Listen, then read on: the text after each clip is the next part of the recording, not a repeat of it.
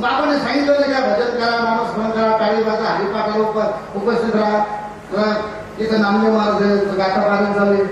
महाराज नामदेव महाराजांचा अधिकार असा आहे, पहिला माऊली हा शब्द पहिला नामदेवरायांनी माऊलींना संबोधन करून उच्चारलेला. माऊली माऊली जे आपण म्हणतोय ना, तर हे पहिलं नामदेव महाराजांनी ज्ञानोबारांना उच्चारलेला शब्द आहे. हे भजन जे हे ज्ञानोबा तुकाराम हे भजन जे आपण करतो ना, हा हे भजन पांडुरंग परमात्मा स्वतः करतो.